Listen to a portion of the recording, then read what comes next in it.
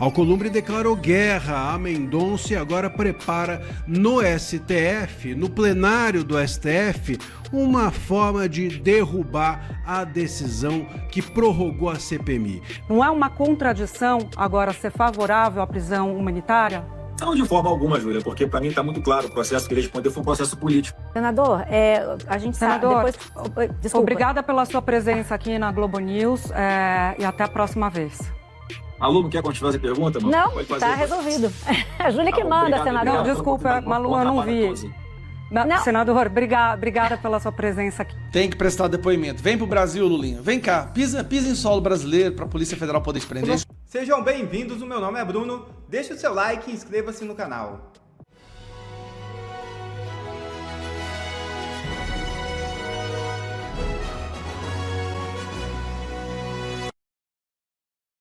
Vorcaro deve apresentar provas inéditas para validar delação premiada. É isso mesmo. O ex-banqueiro Daniel Vorcaro deve apresentar provas inéditas e indicar meios para recuperar valores desviados para que o Supremo Tribunal Federal aceite sua delação premiada. Apenas reforçar as evidências já obtidas em buscas e apreensões será insuficiente para garantir benefícios, como a liberdade. A homologação do acordo não é, portanto, garantida e exige o cumprimento de critérios elevados. Nesse contexto, os investigadores descartam a homologação se o ex-banqueiro omitir informações ou entregar apenas dados já presentes nos 111 celulares apreendidos. A defesa de Vorcaro negocia simultaneamente com a Procuradoria-Geral da República e com a Polícia Federal. Se houver falta de consenso entre os dois órgãos, porém, a colaboração pode não avançar. As tratativas devem durar pelo menos 3 meses antes de chegar ao relator do caso, ministro André Mendonça do STF. E STF deve rejeitar decisão de Mendonça sobre prorrogação da CPMI do INSS. O ministro determinou que Davi Alcolumbre recebesse em até 48 horas o pedido de prorrogação dos trabalhos. Em meio a discussões sobre o futuro da CPMI do INSS, ministros e assessores do Supremo Tribunal Federal sinalizam, conforme informação do jornal O Estado de São Paulo, que a maioria da corte deve votar contra a decisão do ministro André Mendonça, que prorrogou os trabalhos da comissão. O julgamento desse caso está agendado para esta quinta-feira, 26. Nos bastidores, os argumentos dos ministros é que na Suprema Corte existe jurisprudência para proteger direitos das minorias na abertura de CPIs. Contudo, essa garantia não se estenderia à prorrogação do prazo, considerada a prerrogativa do presidente da Casa, que pode decidir com base em avaliação política. A pergunta é: por que não querem investigar? Qual é o medo?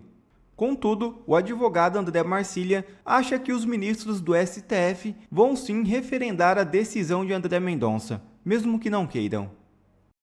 Alcolumbre declarou guerra a Mendonça e agora prepara no STF, no plenário do STF, uma forma de derrubar a decisão que prorrogou a CPMI. Bom, a verdade é que o Alcolumbre ele tem uma birra com o Mendonça, aliás, ele tem uma birra com todo mundo, ele só não tem uma birra com a sua própria insuficiência, ele só não tem uma birra com a sua própria omissão e a sua incapacidade de ser presidente da casa, mas ele tem uma birra com o Mendonça porque é um conflito que vem desde a época em que o Mendonça foi indicado para o Supremo pelo Bolsonaro. O Alcolumbre segurou por 4 meses na CCJ a aprovação do Mendonça. Bom, agora ele criou essa nova birra porque o Mendonça permitiu que houvesse a prorrogação da CPMI do INSS. Essa preparação do Alcolumbre para tentar derrubar no plenário do STF a decisão do Mendonça, eu vou te contar agora.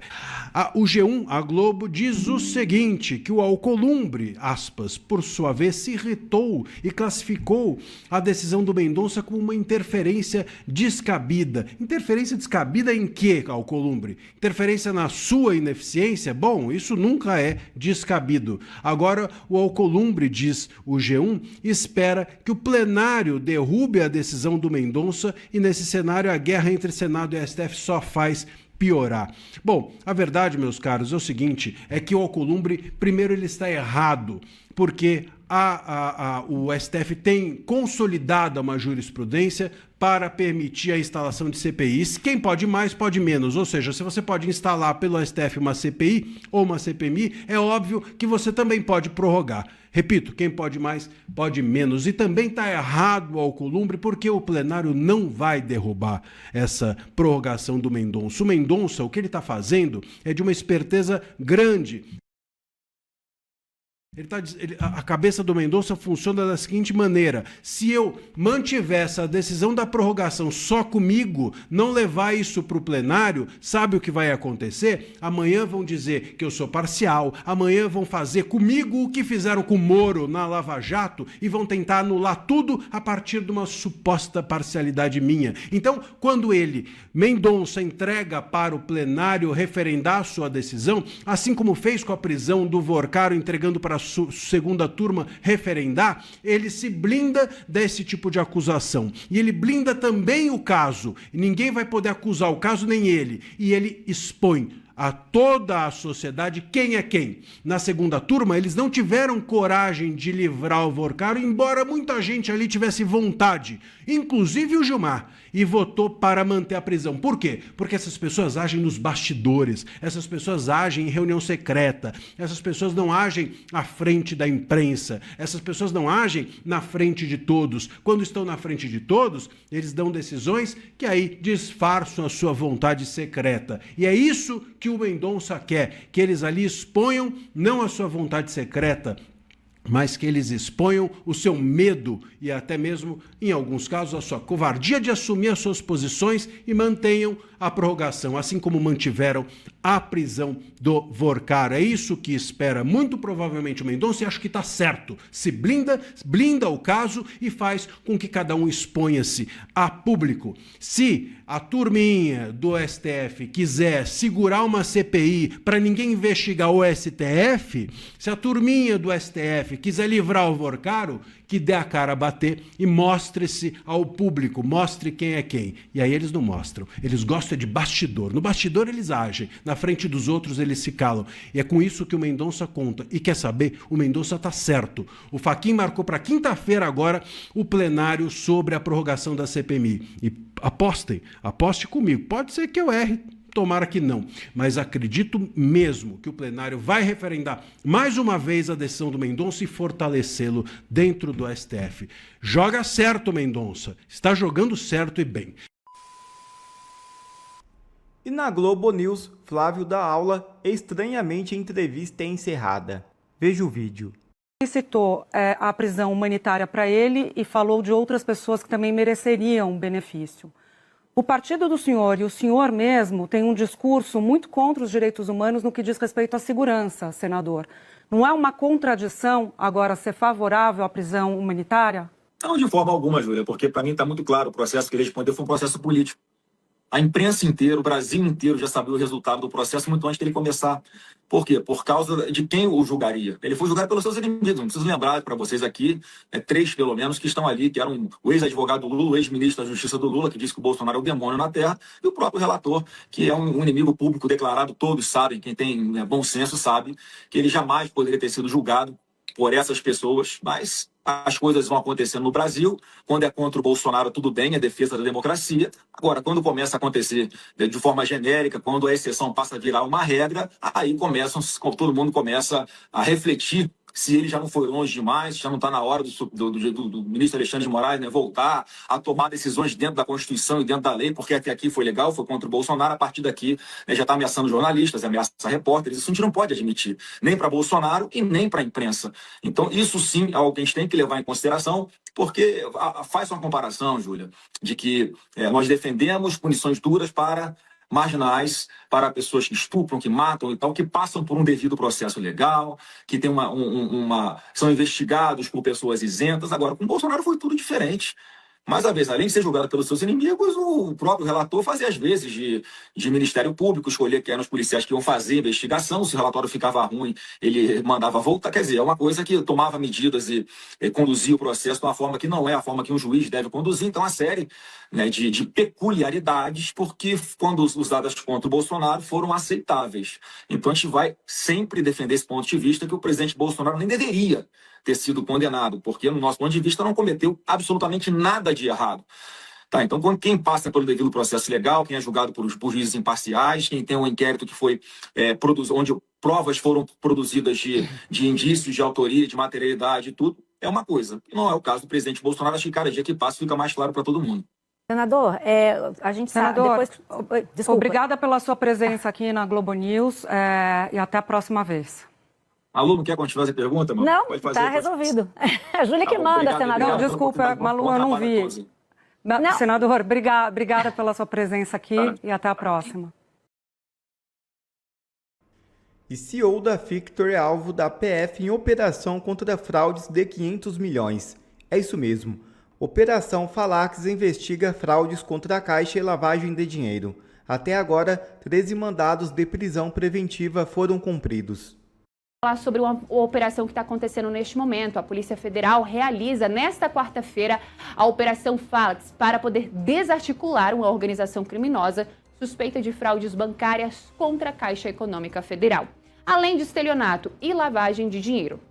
As investigações, de acordo com a polícia, começaram em 2024, após a identificação de um esquema estruturado para a obtenção de vantagens ilegais. O grupo atuava com a cooptação de funcionários de instituições financeiras e o uso de empresas, inclusive ligadas a um mesmo grupo econômico, para movimentar e ocultar recursos ilícitos. Ao todo, a Justiça Federal de São Paulo expediu 43 mandados de busca e apreensão e 21 de prisão preventiva cumpridos em cidades de São Paulo, Rio de Janeiro e também na Bahia. Também foi determinado o bloqueio e o sequestro de bens como imóveis, veículos e ativos financeiros, até o limite de 47 milhões de reais, com o objetivo de enfraquecer a estrutura financeira da organização. As fraudes investigadas podem ultrapassar o valor de 500 milhões de reais. A Justiça ainda autorizou medidas para rastreamento de valores, incluindo aí a quebra de sigilo bancário e fiscal de 33 pessoas físicas e 172 jurídicas. Segundo a Polícia Federal, o grupo utilizava empresas de fachada para disfarçar a origem do dinheiro. Funcionários inseriam aí dados falsos nos sistemas bancários para poder viabilizar saques e transferências irregulares. Em seguida, os valores eram convertidos em bens de luxo e criptoativos para poder dificultar o rastreamento. A operação conta aí com o apoio da Polícia Militar do Estado de São Paulo. Mais atualizações sobre a operação que acontece em São Paulo, Rio e também na Bahia, a gente traz ainda no decorrer do Acorda Metrópolis desta quarta-feira. Imagina essa situação. Sentados juntos estavam Lula, Alcolumbre, fumando um charuto, tomando o seu whisky Callan, celebrando, curtindo, aliviados pelo fato de que a CPMI do caso INSS acabaria agora nesse sábado e o filho do Lula sairia ileso, não seria obrigado a comparecer, a depor. Todo mundo queria esse caso, esse escândalo da mesadinha dos 300 mil reais que ele recebia do careca do INSS, através daquela Roberta Luxinger, aquela socialite. De repente, duas bombas. André Mendonça obriga a prorrogação da CPMI do INSS. E aí, sai uma matéria mostrando como que o Lulinha recebia a mesada. Aí, meu amigo, não é possível, não tem condição. O Lulinha vai ter que ter prisão... Mendonça, já que você tá no embalo para salvar o Brasil, é prisão preventiva para esse Lulinha, cara. Olha isso aqui. E agora a gente também segue acompanhando a situação do filho do presidente Lula, ainda falando sobre essas fraudes no INSS. O nome do filho mais velho do presidente voltou a aparecer nas investigações. Olha só, em janeiro de 2025, Lulinha viajou com a família para a Noruega e para a Finlândia para ver a aurora boreal. As despesas, no entanto, não foram pagas por ele. Foram pagas por quem? Por aquela lobista e empresária Roberta Luxinger. A viagem custou cerca de 300 mil reais. Pausa. A mesada que o Lulinha receberia seria de 300 mil reais. O careca, já foi comprovado, passava esse valor para Roberta Luxinger, certo? E a Roberta Luxinger ficava responsável de entregar esse dinheiro para o filho do rapaz. Bom, ou você entrega o dinheiro ou você entrega os serviços que ela tinha, uma agência de viagens, uma coisa assim. Então, ao invés de passar os 300 mil para ele, o que ela fez? Ela bancou uma viagem de 300 mil reais para a Noruega para ver a aurora boreal. Foi organizada pela influenciadora de turismo de luxo Marina Mantega, filha do ex-ministro da Fazenda, Guido Mantega. Vixe. Lulinha e a família viajaram para a Europa em um voo da Swiss Airlines e chegaram a ficar no hotel com diárias de até R$37 mil por pessoa. Isolado na floresta boreal, o Octola fica em Rovaniemi, na Lapônia, e para se hospedar tem inclusive fila de espera por muito tempo. Essas informações estão todas na coluna da jornalista Andresa Matais, do portal Metrópolis. Roberta Luxinger, que bancou essa viagem, é amiga de Fábio Luiz Lula da Silva e seria ela o elo entre o Lulinha e o careca do INSS. A suspeita é de que o lobista pagava as despesas de Lulinha e da família com dinheiro de Antônio Carlos Camilo Antunes. O dinheiro roubado dos velhinhos do INSS. Preste atenção. Os velhinhos do INSS, os velhinhos do Brasil foram roubados para que pudesse se pagar uma viagem para o filho do Lula para a Noruega para ver a aurora boreal. Só que vamos Pelo amor de Deus. lembrar, né? Boa parte do dinheiro de Antônio Carlos Camilo Antunes vinha de onde, gente? De aposentados e pensionistas, né? Quem é Antônio Carlos Camilo Antunes mesmo? Careca do INSS, só é bom lembrar. Em novembro de 2025, o filho de Lula ainda fez outra viagem bancada por ele, Antônio Carlos Camilo Antunes, e de primeira classe. Os dois estiveram em Portugal para conhecer uma empresa que produz medicamentos à base de canabidiol. O negócio não foi adiante e Lulinha, que já se dispôs a prestar depoimento, nega qualquer irregularidade. Tem que prestar depoimento. Vem pro Brasil, Lulinha. Vem cá, pisa em solo brasileiro para a Polícia Federal poder te O prender. nosso ouvinte vai lembrar, a primeira vez em que esse assunto apareceu aqui no nosso noticiário foi o fato de que Lulinha havia viajado ao lado do careca do INSS na primeira classe para essa viagem aí em Portugal. E na época, muito cobrados pelos ouvintes, o que a gente disse foi o seguinte: olha, viajar ao lado pode ser um indício estranho, mas não denota nada. Né? Até aí não denota nada. Se a viagem foi paga pelo Lulinha, eu já viajei ao lado de gente também, eu já viajei ao lado do Suplicy uma vez. Né? Mas foi uma coincidência. Então pode ser uma coincidência. Aguardemos as investigações. Vieram as investigações e agora sim a gente tem elementos suficientes para dizer que mais uma vez o filho do presidente está metido em coisa bastante difícil de explicar, tanto é que a gente não conhece a explicação ainda. É difícil de passar pano. Até para a imprensa esquerdista é difícil de passar pano. Eu entendo, não é fácil, né? O cara, roubou tanto dinheiro do povo brasileiro, não é fácil passar pano pro cara assim. Agora vamos lá, deixa eu mostrar uma coisa para vocês aqui, que eu acho que tem uma certa relevância, que é isso aqui, ó. Não é a primeira vez que o Lulinha vira matéria por aí, tá? Vocês se lembram desse caso aqui, ó? Game Corp de Lulinha faturou 287 milhões de reais. Quando o Lula era presidente, olha lá a data, ó, 2005 a 2016. Quando o Lula era presidente, de repente o filho do Lula se tornou o maior e mais eficiente, mais brilhante empresário do Brasil. Com essa Game Corp, ele fechou contratos com o serviço público, uma empresa de videogame, ganhando dinheiro do governo, ganhando dinheiro de Estado, 287 milhões de reais. Agora, parece que ele está mais baratinho, né? Agora a mesada dele é só 300 mil por mês, o dinheiro roubado dos velhinhos. Isso tudo é o fim do PT e do Lula. Não adianta, eles vão espernear, eles vão fazer um escândalo, mas é o fim do PT e do Lula no Brasil. Obrigado a você que assistiu esse vídeo até aqui. Deixe o seu comentário e não se esqueça de se inscrever no canal e deixar o seu like. Até a próxima!